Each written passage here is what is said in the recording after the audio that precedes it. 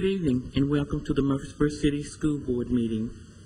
We will now stand and have the Pledge of Allegiance led by the board, and we'll also stand for a moment of silence.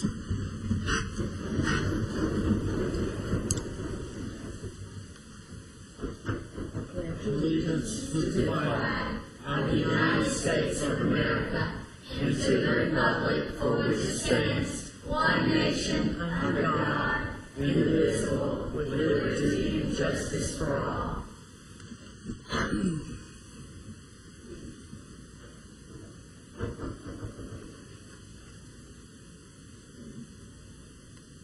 Thank you. You may be seated.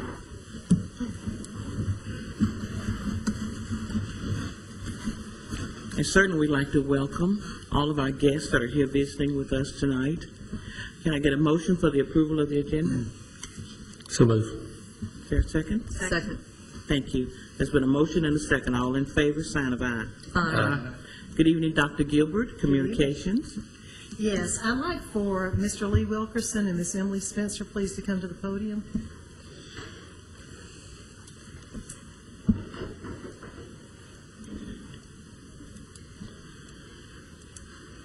It's a real pleasure to introduce to you the new principal of Case Lane Academy and the new principal of Siegel Elementary, and I'm going to give them a chance to say something, which is a big surprise to them, but nevertheless.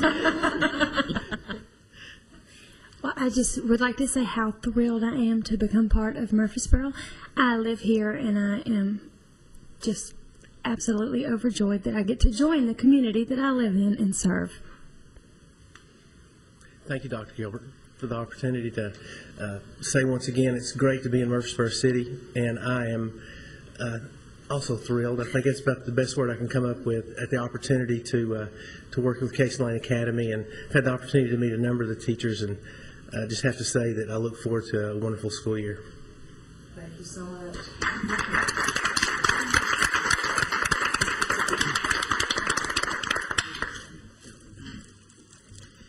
Very excited to have them in these positions. We really believe that principals are key leadership positions in the school district, and we realize that schools are as good as their leaders in many cases, and certainly are very happy to have them in the leadership roles that they will be engaged in this next year.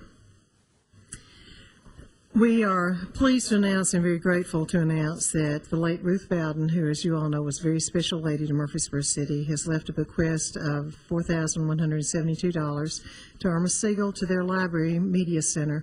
As you know, that center is named for Rupert Klaus and for Ms. Bowden, so the Klaus Bowden Media Center will be receiving that bequest. Candy Clifford reports that Chick-fil-A donated coupons for 500 kids' meals. And I'm sorry, board members, but that did not include you, but we're grateful for the kids' meals. The following Irma Siegel students in Ms. Little's 5th grade class were winners in the Middle Tennessee Insurance Professionals Essay Contest. And the theme was throughout history, other than presidents, who has had the most impact or influence on our country and why. The first place winner was Brandy Clower, the second place winner was Landon Jordan, and the third place winner was Liz Kariuki. Thank you, Dr. Gilbert. We're now on our consent items. Is there a motion to approve the consent items? So moved. Second. There's been a motion and a second. All in favor, sign of aye. Aye. Dr. Gilbert, action items, board policies. Yes, the action items before you are the board policies, and I'm going to turn this over to Kelly. Okay, you have before you, the first are the board policies that are up for their second reading. And the first one is Board Policy 42 on policy development. Does anyone have any additional comments or questions regarding this policy?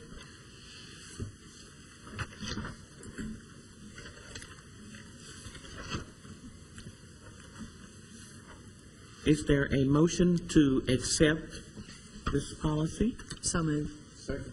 It's a motion and a second that we accept policy BO42. All in favor, sign of aye. Aye. Thank you, board.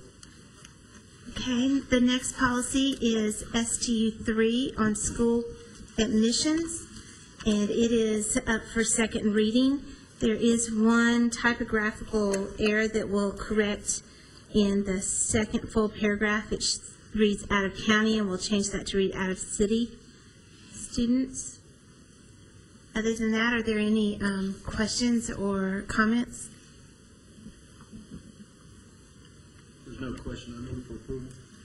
Is there a second? Second. There's been a motion and a second. All in favor of policy STU 3, sign of aye. Aye. Thank you. Okay, the third policy up for a second reading is STU 56. It deals with defining student race and ethnicity data. This is a policy that we are placing in our policy manual due to requirements under the U.S. Department of Education's guidelines when we accept grant funds from the U.S. Department of Education. I have two small as a grammar changes I want to make. In the third line, just so that it's clearer, delete the words to question format. Just delete the words to question. And then in the last line of that paragraph, delete the word the. And other than that, it is ready for the board's final approval. If there are any questions or comments? Since this meets the requirements of what the federal government has put out there, I move that we adopt this. Second. There's a motion and a second. All in favor? Aye. Thank you. All right, the next set of policies are presented to the board for first reading. The first policy is SS-12. It deals with student fees and fines. The fee portion of this policy is required under state statute and regulations, as we've discussed at the policy review sessions. As I had indicated at the policy review sessions, I have provided a copy of this policy to all of the principals. I've received input from a number of principals and am continuing to receive input. There are suggestions that they've made that I can share with you now. Some of the suggestions include, the first suggestion that I've received deals with the definition of school fees and the definition of what is not a school fee. It's been suggested that I make that reflect verbatim the language in the rules. These definitions have been pared down to really reflect an elementary system, but to ensure that we're in compliance with the state rules, it's been suggested that I put that language that is verbatim in the state rules in these two definitions, since they are definitions developed by the state, not the board. So I'll make that change to this policy, and I'll cite the rule as a cross-reference, the state rule. Another suggestion that a principal had made since our last meeting was in that first paragraph underneath school fees or not. It starts with no fee will be charged any student. There was some concern, and similar to the concern that was raised at our policy review session, that this needed to clearly explain to the parents that they are responsible for providing the school supplies that are set forth on the school supply list that is provided to the parents at the beginning of the school year. So it was suggested that I add language to the effect, instead of such as pencils, paper, glue, and crayons, in place of such as, add language that says, as set forth on the school supply list, which may include but not be limited to pencils, paper, glue, and crayons. That was suggested to help make that crystal clear. And on the second page, under the section dealing with fines, it was, as was suggested by the board at the policy review session, in the second paragraph, to also insert the words computer and band equipment after the first reference to equipment. And also, the majority, I've heard from, I believe, 5 principals at this point, and their response, I know we talked a lot about whether or not to require students to have the opportunity to work off a fee owed to the system, And the board had indicated that they wanted to leave that to a principal's discretion. And that is the gist that I'm getting from the principals that have responded, that they feel that may not be appropriate for especially the K through second grade students, that and even if you use that option for the older students, that it really needed to be on a case-by-case basis and looking at the individual students and what actually, was it a book they lost? Was it a book they tore up? Was it a book that accidentally got destroyed? Really take those factors into account.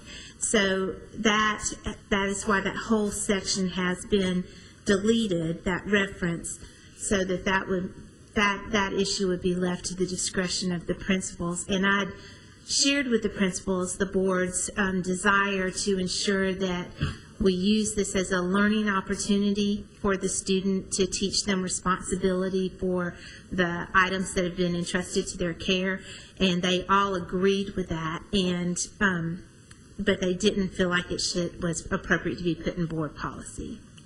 Mr. Renier has a question.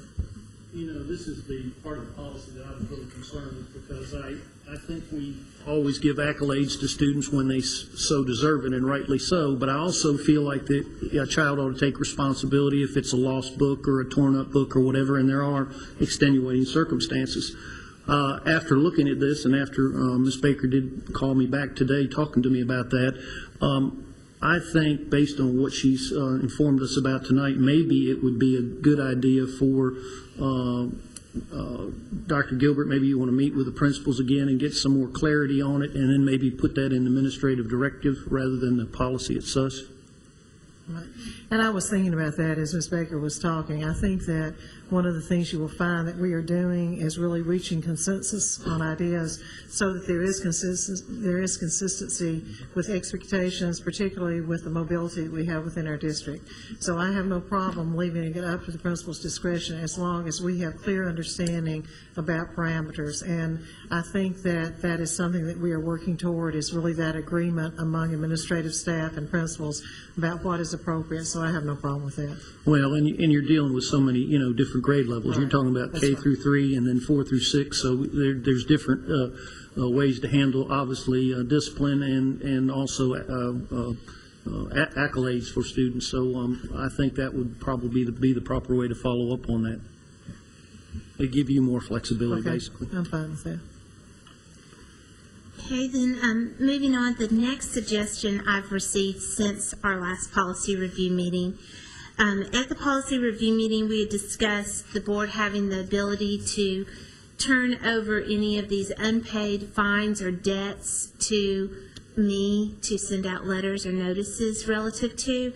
And it was suggested that to really broaden that sentence, and to change the sentence that says, if the fines are not paid, the matter may be turned over to city school attorney, to delete that and insert instead, any and all efforts may be taken to collect a debt owed to Murfreesboro City Schools. And that would broaden the options for attempting to collect any debt that is owed to the school system. Then there were different suggestions about developing some forms that may make it easier for the teachers to notify the parents of fines or debts that they owe based on lost books, etc. I really did find out that the majority of debts or issues that the schools have, like I said, 5 or 6 have responded, dealt with books. It dealt with lost, damaged books. That was the main issue that they brought back as what would come into play with these fines. No one really indicated that they had vandalism or damaged equipment of that nature. There has been a couple of banned items banned instruments that were stolen. One gave an example of one that was actually stolen from a parent's home. Another one was lost, and so those were the actual physical equipment items that they referenced. But as far as damage, tearing things up, they didn't seem to feel like that was as big an issue as the books, the lost or damaged books. Dr. Andrews? I'd like to move that we approve the first reading or direct you to come back with the modified policy as you have stated it tonight. I think all of the recommendations that you've brought are reasonable. Second. There's a motion and a second. Is there any questions for any of the board members before we take the vote? All in favor, sign of aye. Aye. Thank you, Ms. Baker. The next board policy that's before you for first reading is STU 6, which deals with school day.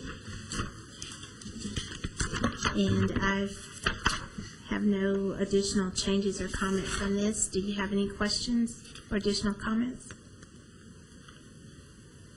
Hearing none, is there a motion to approve? Move we approve on first reading. Second. There's a motion and a second. Do we approve the first reading? All in favor? Aye. Thank you, Ms. Baker.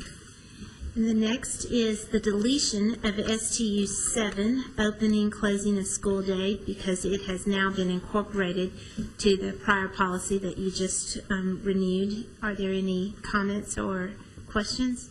I move that we delete STU 7. Is there a second? Second.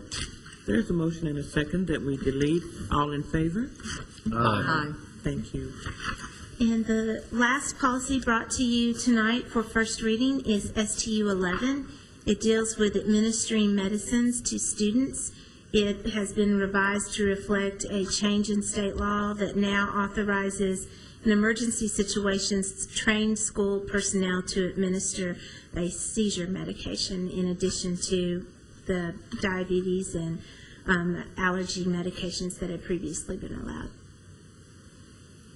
Is there a motion to approve this on the first reading? So moved. Is there a second? Second. There's a motion and a second to approve on first reading. All in favor? Aye. Aye. Thank you. Ms. Baker? Thank you, ma'am. Mr. Campbell? I want to just say thank you to Ms. Baker and also to members of the board. We've had, how many, two sessions that we've spent quite a bit of time on policies. And I don't want folks to think that we're just looking at them tonight for the first time, because we've spent several hours. And it's been good. And they've been good that we've been able to sit down and discuss and hash out. They've been good sessions. Thank you, Mr. Campbell. Are there any other comments about the sessions or anything else before we move to reports and information? Dr. Gilbert? Okay. If I could have Gina and Laura please come forward. I'm really excited about tonight and what they're going to share with you. Not several months ago, I haven't been here several months, but a few months ago, I met with Cheryl Craig, who had led our Jennings and Rebecca Jones leadership camp in previous years. And I talked with Paul Vaughn, who administers that account, and I told Paul, I said, I'd really like for us to start the leadership camp back. And he was very gracious with that. He is quite a leader. And so I certainly want to thank Paul Vaughn for his leadership. And also Cheryl Craig, because Cheryl said, well, you know, Linda, I can't do it this year because her daughter was moving, but there are two ladies that I think would be great. And so we had a conversation with Gina Graham and with Laura Heath, and I'm going to turn this over to them and let them share what they've been doing the last couple of days. Good evening, Board. We are very excited to be part of Leadership Collaboration Camp. For the next 2 weeks, 21 bright students from Murfreesboro City Schools will be immersed into community leadership. They'll recognize characteristics of leaders and the roles of the leaders in the community. And they're going to become aware of each individual's responsibility to be a contributing member of the community. And they're going to learn about Murfreesboro's past and its promises of the future. Now, Laura's going to talk about how the students were selected for the camp. Good evening. Thank you. These students were selected, obviously, for their strong leadership skills, for their awareness of the responsibility to the community, and also for their understanding about the rights of others and how they are capable of focusing on the potential for the future, for changing our future. And now I'd like to present some of the students. They're going to do a little presentation for you. I'd like to present Sarah O'Brien from Cason Lane, Connor Wilson from Cason Lane, Matthew Arrington from Mitchell Nelson Elementary, and Kelsey Boyle from John Pittard. They're going to tell you a little bit about what we've done. We've only started just this week, so we've only been in 2 days, so we're very excited.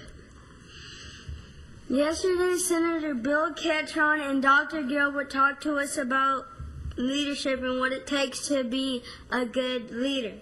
Dr. Gilbert gave us a tour of the Murfreesboro City Schools office. We even met Miss Ventrice's pet Larry Bird, who had an accident in front of us. It was pretty funny. Then we also took a field trip to see screen art, where we made our own leadership t-shirt, which we're wearing right now. Today we got to tour Sloan Cycle Shop and Nissan. It's been fun making new friends and learning about our community. Next, John Albrighton from Discovery, Ryan Heath from John Pittard, Cameron Hurley from Irma Siegel, and Layla Alexander from Cason Lane are going to talk about our future visits for the next 2 weeks. Tomorrow we will be touring the new hospital. We will also be touring MTSU, the Water Department, the Electric Department, Rutherford County Courthouse, the Police Department, and Studio S. We're also going to be doing a walking tour of Murfreesboro, and we're going to eat at City Cafe. Next, we have Mark Blackman from John Pittard, Carrington Little from Discovery, Kason Tontonthip from Cason Lane, Hannah Lee Maxwell from Discovery School. And they're going to show you the webpage that they've created on Murfreesboro City Schools website. So if you give me just a minute.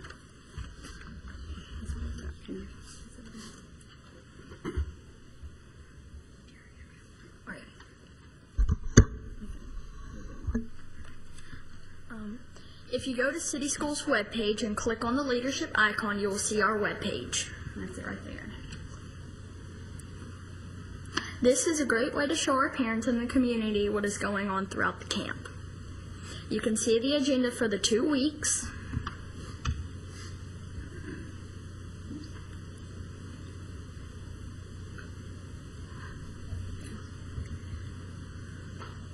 Students who are going to the camp.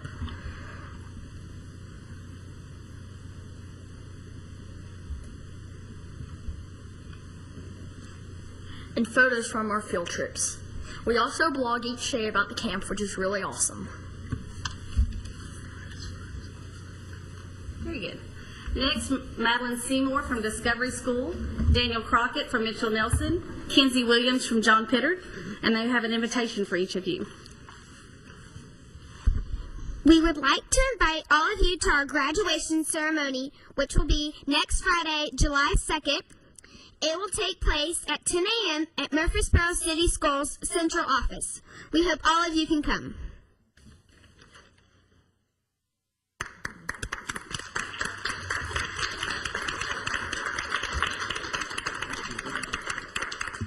We also want to give a special thanks again to Dr. Gilbert for all her support and Mr. Paul Vaughn. Thank you. Thank you so much. Any questions that any of you have? Sounds like an impressive program, and really, and even more impressive students that are participating. I'm excited. I'm very excited. I think right now would be a good time for this board to give our future leaders a standing ovation. There we go. That'd be great.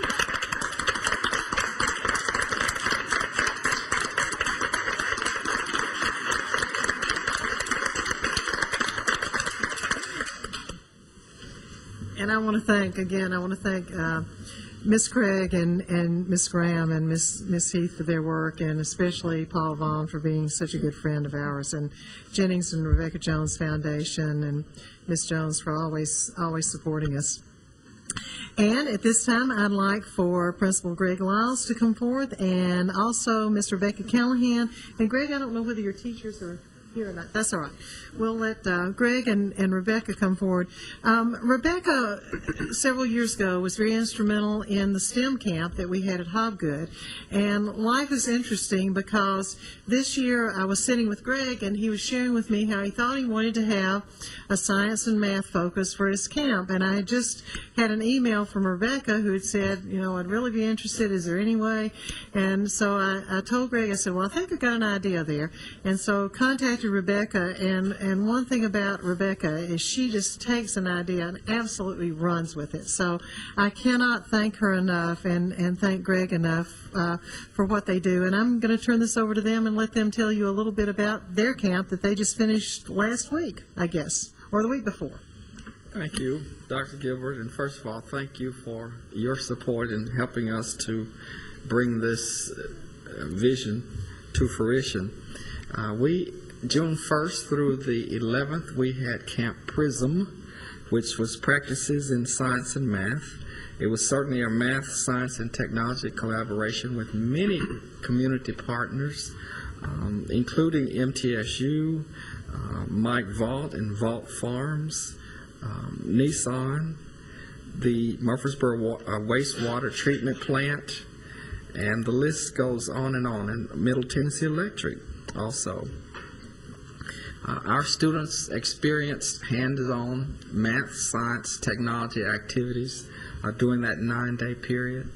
They were very excited about what they were learning. It was academically based, but the exciting part was that they were able to experience hands-on activities. Dr. Winters from MTSU, for one example, brought in his students to do a mathathon, I guess you might call it, with our students, and his students provided hands-on activities that our students participated in. Our kids were excited, our teachers were excited to be able to, I guess, step outside of the box and do those things that we're not able to do on a regular basis because we feel so pushed for time and covering standards. But again, it was exciting to see the collaboration between many of our community partners. And to me, it's exciting to see the potential that exists for Murfreesboro City Schools and the community, and what we can do for our kids on a daily basis.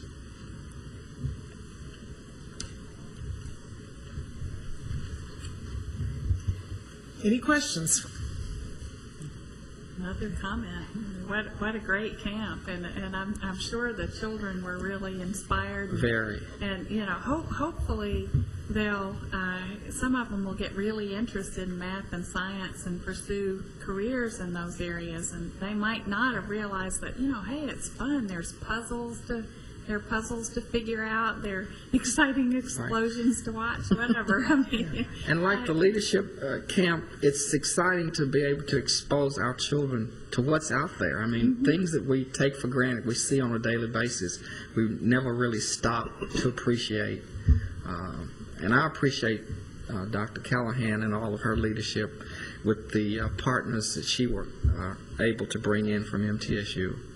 It was an exciting camp for me to be part of because I got to see MTSU students working with Murfreesboro City School students, a collaboration that was definitely of mutual benefit to the two groups. And thank you for allowing me to be a part of it and work with Mr. Lyles and the two excellent teachers that I got to work alongside and learn from.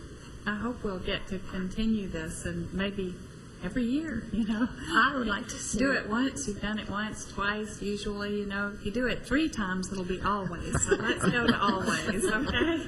We just know that Dr. Gilbert's going to find us some funds to be able to do that with your help. Thank you. Thank you. Yeah, I think Dr. Callahan is already planning for 100 students next year, I think is what she had said. But I really do appreciate her leadership. I can't tell you what it's like to be able to sit down one time with a person and to watch the magic that can happen because of the passion they have about what they do. And so the people that she brought to Mitchell Nelson from MTSU, from the community, interestingly enough, one of the young men who worked with the camp was a senior at Siegel, and when we were planning the camp, we had a program from a camp that was done years ago, and it was fascinating to watch him because what he was doing is he was going down through the names and he was talking about, well, now, yeah, this kid is the top of his class in science, and this kid just won the algebra award at UTK. And so whether those students who are now in high school, whether they were impacted by the camps we had several years ago, we can't know, but I don't think we can negate the impact that learning can have on children when they're this age. So I just really appreciate Mr. Lyles being willing to take a chance, and certainly Dr. Callahan and the teachers, Ms. Kleppinger and Ms. Carmen, for stepping forward and doing this. Really, really great to see. And thank you for your support and letting us try new things. I believe, Ms. Duggan, you have an update on Teacher Evaluation Summit meetings. I do, and before I start that, I would just like to call attention for those that are listening in about the Leadership Academy that you hosted for our teachers within the district, and I was able to spend part of 2 days with them and the excitement in the room. So just like our children who are our future leaders, to know that our current teachers desire greater leadership, learning, and understanding. And I just want to thank you for the fabulous job that you did in putting that together. I've talked to several teachers since Friday, and they are still just elated with what they learned. And they learned so much more about our district. And the more we know about our own operation, I think the stronger our district can be for the sake of the children. So I thank you for your work and all the people in the central office for putting that together. Thank you. Everyone, I think, is aware that Tennessee is one of 2 states that received the Race to the Top money. And Tennessee put together a committee called TEAC, T-E-A-C, and that stands for Tennessee Teacher Evaluation Advisory Committee. We are very fortunate that one of our very own teachers, Mrs. Pam East, that teaches 5th grade at Scales Elementary, is serving on this committee. And I have been a fly on the wall in some of the meetings. They're all public meetings, so I've attended some of those just as an observer, and then I've had the opportunity to actually participate in some as a contributing member. The Tennessee Evaluation Advisory Committee was created by the General Assembly during the special called legislative session in January 2010 as part of the Race to the Top, or First to the Top as we're calling it. The 15-member committee will develop and recommend to the State Board of Education guidelines and criteria for the annual evaluation of teachers and principals. And please notice that it does say annual, because from now to whenever, teachers will be evaluated annually, not twice in a 2-year period. We know that non-tenured teachers are evaluated annually, but this will, starting in 2011, unless you're a pilot, and there will be some pilot districts across the state this fall, but beginning in 2011, each teacher and each administrator will be evaluated on an annual basis. At this time, there are no firm decisions about how all of this will roll out because they're still in the planning stages, but the committee has done a phenomenal job, and they've had just a humongous task that's been set before them. But just to give a little bit more information, 35% of a teacher's evaluation will be based on TVOS data. If the teacher has that data, and of course we know that only 4th through 6th grade teachers in our district, but since we're a pre-K through 6th grade district, have that information. So when you look at statewide, 70% of our teachers have no TVOS data. So the committee has had a huge task in coming up with what will we use for that 35% for those teachers who do not have the TVOS data. 35% of all teachers' evaluations will be based on student growth and 15% on student achievement. And we know that there is a significant difference in those two, for a total of the 50%.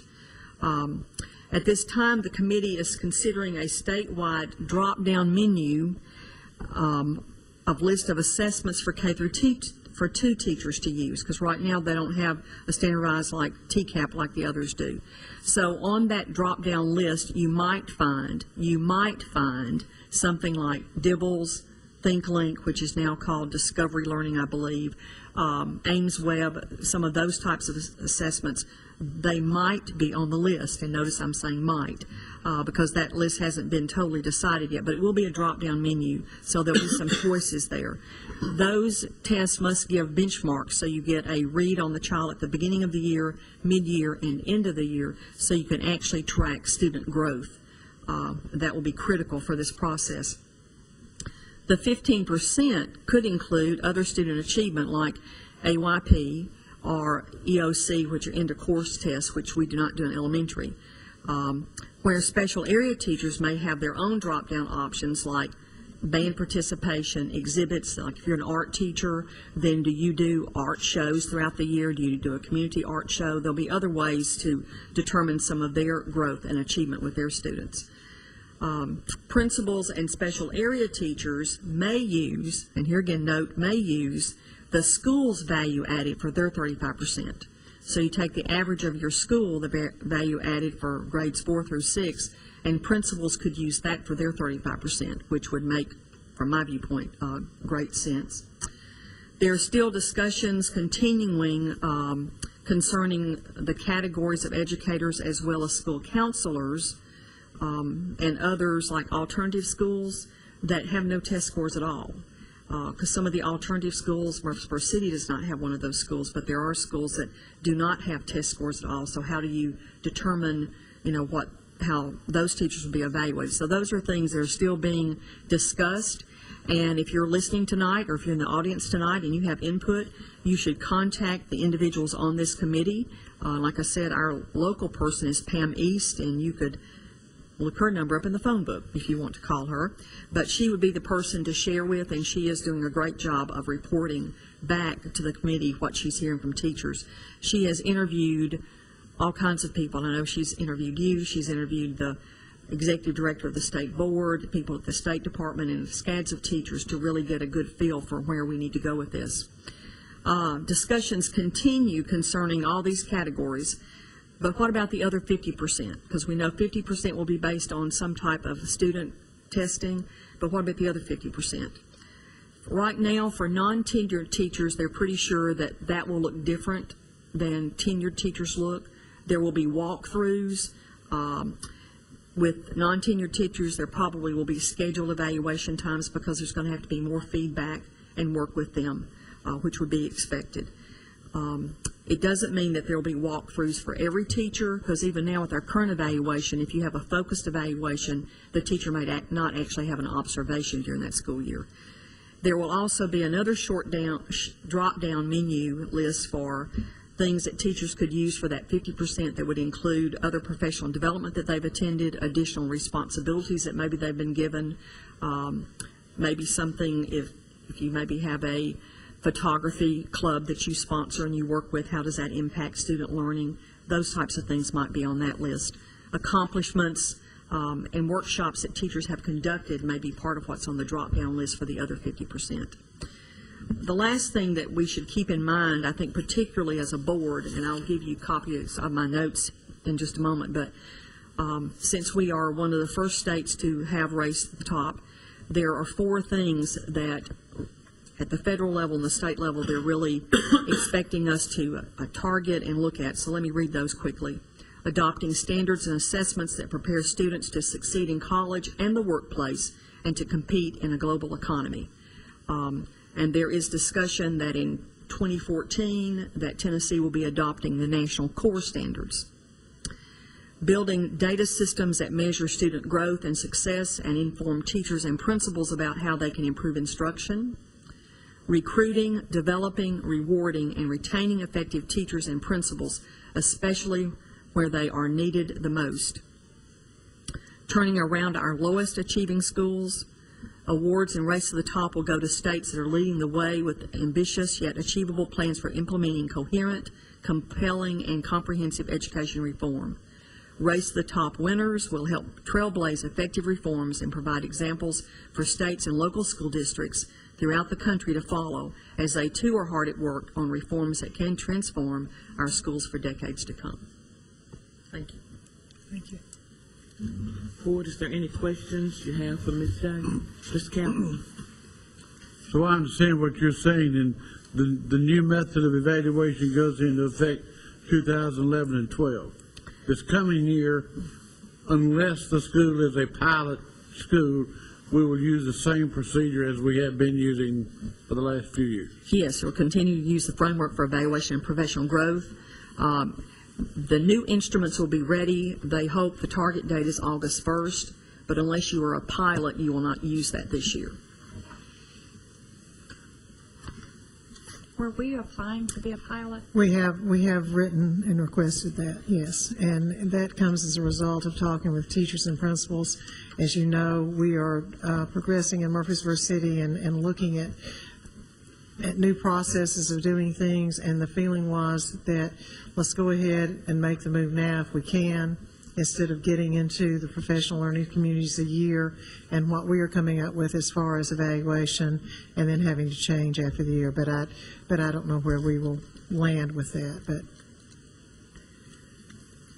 Mr. Renier? Do you have any time frame for when you think you may be notified one way or the other? no, I don't.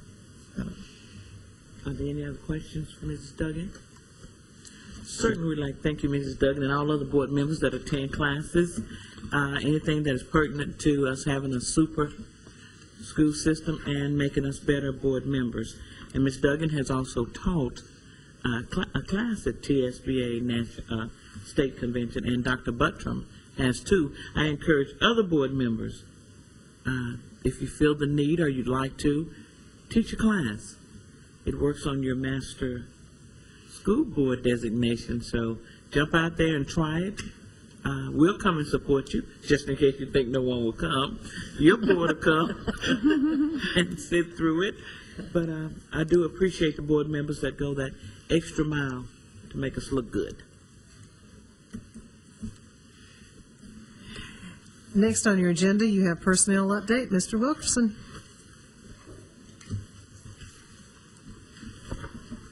It's a relatively short personnel update. We have one person who's completed their 90 days, an office assistant at the bus garage. And also, if you'll look behind tab 4, you'll see the retirements, resignations of licensed personnel as of June 1, 2010. Any questions for Mr. Wilkerson? Thank you. Thank you. I have a question. Oh, I'm sorry. That's okay. Mr. Campbell? Because you're going to take a new role in the middle of July, is this your last official board meeting with this board? According to my calculations, yes, it would. My last required board meeting, I would hope to be welcomed back as a principal in the city. Well, from my standpoint, and I don't know that I speak for the entire board, but I think so. I appreciate the things that you have done for this board, at least since I've been here, as personnel director, and having an open mind, and the work you've done with negotiations. And I know some of them have been long and tiring, and you've had some long days, and you're going to have some more long days eventually. But from my standpoint, thank you, Lee, very much for your candidness, or your honesty, your forthright, and your trustworthiness that I've had with you during the time I've been on this board. Thank you very much, Mr. Campbell. I really appreciate that. Ditto. Thank you. Mr. Renier? Also, Lee, I've been fortunate enough to be in some of the negotiation sessions that you and Gary have been in charge of, and I can honestly say that is one of the most difficult jobs probably in the school system, is to sit there and try to deal with education association with a bunch of great teachers, wonderful teachers, but to sit there and try and negotiate issues is a very difficult position, and you do it quite well. Your leadership and Gary's leadership on negotiation team have been exemplary. And again, I know your passion is being a principal, because you've demonstrated or told me that many times, and I congratulate you on that. But you're going to be missed as a human resources person. Thank you very much, Mr. Renier. And just don't forget Ms. Johnson and her child. I will never forget that. Thank you. For many, many years, I assure you. Thank you.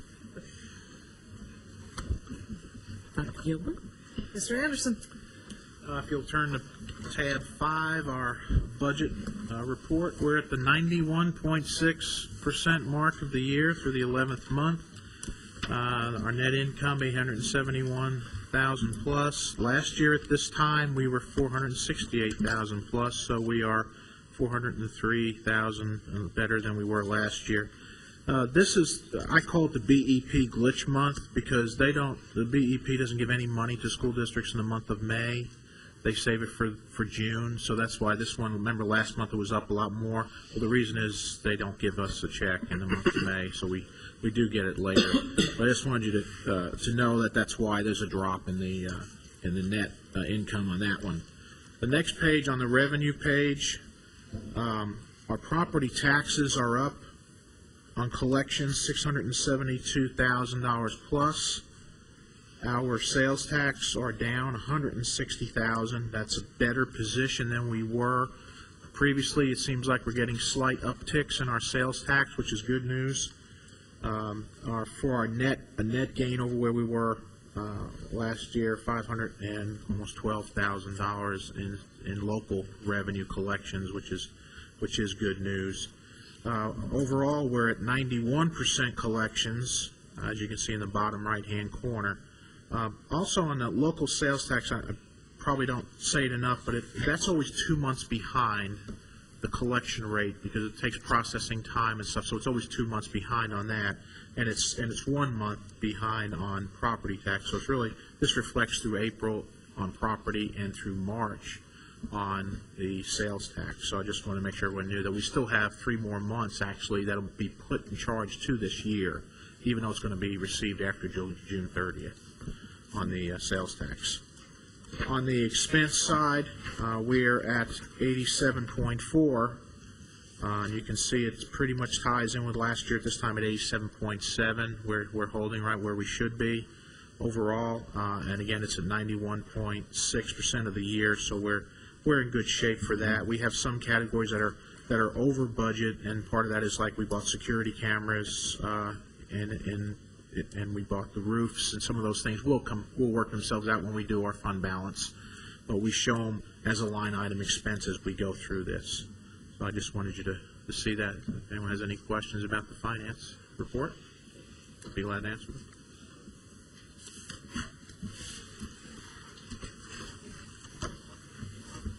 Okay, the next report is behind tab 6, and that is the attendance report and enrollment report. This is the last report of the 9th month. We ended up the year with a 19.0 PTR ratio for K through 3, district-wide average. That's an excellent average. And on our 4 through 6, we ended the year at 20.3, which is also excellent average for that. We had a 95.1% attendance rate, so we still finished the year very strong. That's always good news to see. And from the last year, the same month, we were 59 students more than we were last year at the same time, and we were 43 students above projections for enrollment growth, so that was also good. Our 6890 budget projection, we were at 6933. I want to bring your attention to one thing that is something I think to look for in the future. Our pre-K special ed enrollments at 57 students. The rest of the district special ed is 77 for all the other grades. I think that is an indication of things to come. So we need to be aware of that as we move forward. That I know pre-K may actually have like 1.5 years configuration because we get the 2 grades, the 2 ages, 2 splits, but I think that is a precursor of things to come for us. Are all of these children in our preschool, they are city residents? I'm sorry, are they city residents? All the preschool children are city residents? Okay. So all these children are actually within our zone? Okay. One of the things that we will be doing as far as special ed, as you know, and this really applies across the board, but we're looking very closely at our RTI process, at our response to intervention. We are aware that right now we are higher in special ed percentages than what we should be. We think that once we get the RTI process worked out, that will certainly come down. I'm very grateful that we started that process in January and rescinded it, though, and we're really looking at it. In fact, met today with 2 teachers who are looking at assessment and what we can do with that. So I think that once you see the professional learning communities happen and the RTI process, I think we're going to also be taking a real close look at our pre-K. As we discussed with you at the policy session, we're taking a look at what we can do to put in place as far as foundation to kind of take care of some of the health needs, some of the security needs, some of the safety needs with our children, and I'm hoping that that will help with the pre-K also. The other thing that we know is with our enrollment and what we saw as far as our registration, that we saw a large number of students who registered this year. I think that is good because I think it lets us know that we got the word out this year about the pre-K registration, but I think it's also very good that we have made the move toward more preventive action with our pre-K and also with our other students to make sure that when we identify those students that we are identifying properly. Follow up to that. When you mention assessment, I think it would be very good, and I'm sure that you would be doing this anyway, however, that we look closely at those drop-down menus on what the State Department does release in August, whether we're a pilot district or not, just so as we make changes and move forward that we go ahead and begin to incorporate those things that we know might be mandated the following year that would be appropriate for us. Right.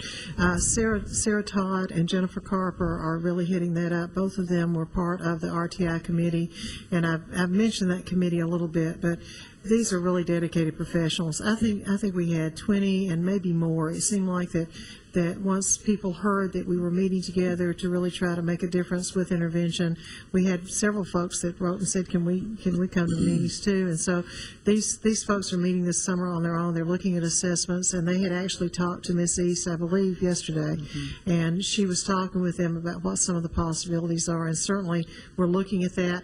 We're also very aware that that report may come out in August like it's supposed to, and so we're going to be careful about making sure that we do align with what will be coming out from the state. So I'm very grateful to the teachers, psychologists. Priscilla certainly has sit in on those meetings, our RTI folks that have sit in on the meetings and really had a very honest, open discussion about what we can do for interventions for children. And I think you're going to be seeing that committee continuing to meet in the fall and will make a difference in the school district. Thank you. Dr. Butler. Good evening, Dr. Gilbert. I have a couple of questions about preschool, if that's okay. First of all, the criteria for getting into the preschool. I know you said that it needs to be a city resident. What else are the general criteria that people should know? Okay.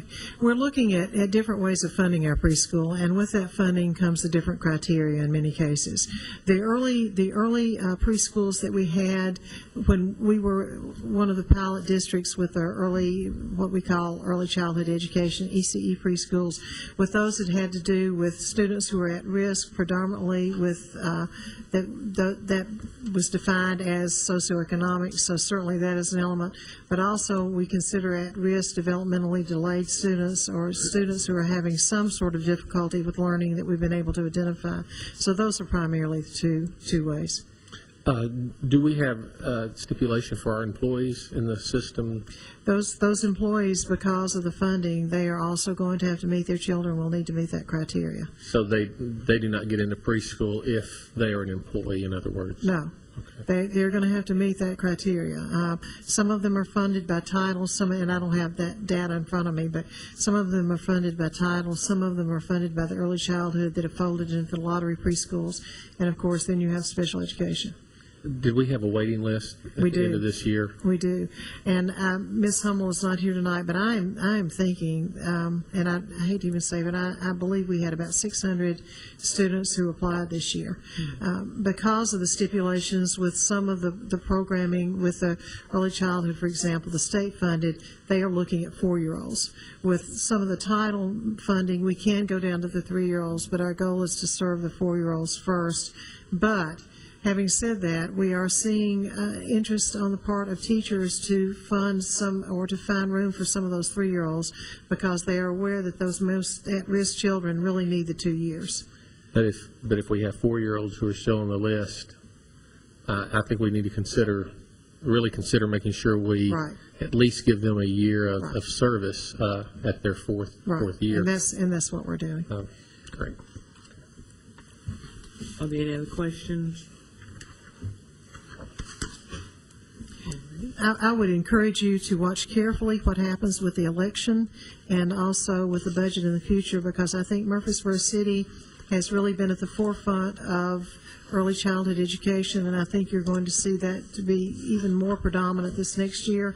That's certainly where we are going to have a major focus, and so I encourage all those listening and also for this board to be very active in promoting the positives of preschool, because we certainly have seen it in this district, and we will continue to see that.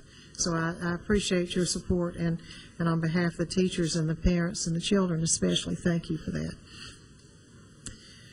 The last item that you have under reports and information. Oh, I'm sorry. I just wanted to echo what you had said. I have heard that some of the people who are running for governor are running on getting rid of preschool, and as a board, we have strongly supported our preschools because we feel that the earlier you reach a child, the higher their potential is going to be for the future. So you are just right on the money about that. It is really important. I think it's also early enough that some people who are starting to run on that might change their position if they heard from people. So we need to be active. Thank you. The last item under reports and information, you have under tab 7 your annual agenda that Ms. Ridley has prepared for you. And I will direct any questions you have to that lady. Mr. Renier? I'd just like to thank Linda for doing this, Ms. Ridley for doing this, because it really helps me as a new board member knowing what's coming month by month for the whole year. So I really appreciate your work, and this kind of gears me to what's coming up in months to come, and it really helped me to beat this learning curve that I'm having to do. So thank you very much. Ms. Duggan? I have one question. When you look at March, in light of the change in state law recently, will we still receive recommendations for tenure in March, or will that be moved to April? You're right. We are looking, if they're moving that to May, then we would go ahead and make that adjustment. Okay. Thank you. Dr. Andrews? I think one of our policies mentioned adding something to July about fees and field trips, that we were going to try to do that in July. Right. And anybody who's been around for any time at all knows that Ms. Ridley runs this school board. Absolutely. And the school, she does a wonderful job. She does a wonderful job. She keeps us organized. She really stays on top of things. And I happen to know that Dr. Gilbert is very appreciative of that too. I mean, she couldn't do the wonderful job she's doing without you. She couldn't do it. Are there any other questions for Mrs. Ridley, or questions about the annual agenda? I do have a question or comment that I would like for us to talk about, and you would be one that would offer some, or be a great resource. Which one is that? I know we had looked at the election of our school board officers in October. I didn't know if there was something that we might want to discuss at our next work session about how that impacts the school year changing in August, the fiscal year changing in July, the calendar year changing in January. Would it be better for us to try to re-coordinate the starting or stopping of a term of a school board officer in conjunction with one of those dates? I think the reason why we discussed it in the beginning was due to the new chair's orientation. We'd never been able to attend it because we did our election in October. So we moved it to September so that person would be available in October. Now, we can look at all the other aspects that may affect, but right now, I can't, unless you all can think of one. That's the only one that I know that really would affect the board chair or vice chair, would be that one. well, I didn't know if there was issues when changing in the middle of a semester, or, I didn't know if we should try to match that with maybe the beginning of a school year, possibly. It's the pleasure of the board. Dr. Andrew, sounds good. Talk about. I think that having it at a time where there's not a lot of other big changes going on is probably a good idea. We can have sort of a easy change if we have one, an easy handoff. If other things are changing, it's a little bit complicated, and we also are limited by when we can do that based on when the elections are held. So I think September probably works pretty well. Mr. Campbell? Okay, so we're looking at electing chair and vice chair in September or October? It's in September right now. Okay, okay. All right. So it's good in I have October one as other well. question, Ms. Duggan? if we're through with that part of the discussion. Well, see, the reason I was asking is because it's listed for September and October.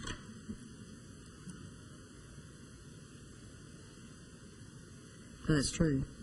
I think that may just be a typo that needs to be deleted under October, because we did vote to change the election September. to September, so the chair would have the opportunity to go to the board training. A question I have, and it comes out of our previous discussions with calendars. I know that in the past, MEA has given proposed school calendars to us, usually in January. I'm not sure if that's in the contract in any way, the wording of that, but I would really like to encourage MEA to give us calendars before January. And I know we asked for a calendar earlier this year so we could have 2 calendars out there, just so, everyone is kind of knows what to expect in the coming years. I know that sometime it may have to be tweaked as far as some things in the spring due to when testing may be done, but I also believe that the legislature did pass the legislation saying that testing would be moved to the last week of April, first week of May. So if that's now in state law, we pretty much know when that window would be in setting our spring breaks. But it would be great, I think, if we could have that information even earlier than January. So if it isn't in their contract, I would like to respectfully request that maybe they get that to us sometime in November. Dr. Andrews? I think you probably know this better than I do, but I guess they have to work with the Rutherford County Calendar Committee too. I mean, we try to have them work with them, so part of that may be out of there. They have a 2-year calendar out there already. Okay. Okay. So that, yeah, I thought you might know. So, thank you. Mr. Wilkerson, would you please address, we have a couple of questions if you don't mind. If you could address that. The current contract language for the submission of the calendar is by February the 15th each year, and that is something we could take back in our next negotiating session to request that date be altered in some way. What would be the will of the board? What would you like to see that date? What would be a good date if they're willing to make that change? If it's possible, and I know they do need to have conversation with Rutherford County, if we could have that information, say, by December 1, if that's possible. Okay. I just think it gives us a little more, because I know this past year there were some challenges because of not having as much information as we would have liked to have had, and I think that maybe even the teachers would have liked to have had with calendars.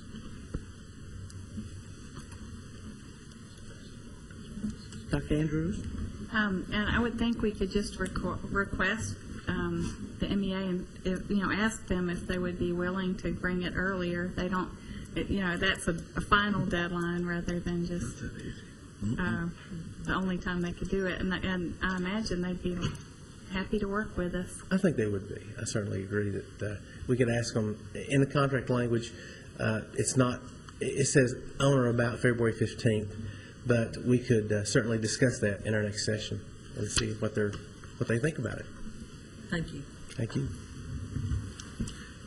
Are there any other questions about the agenda? Thank you again, Mrs. Ridley, for your hard work on this.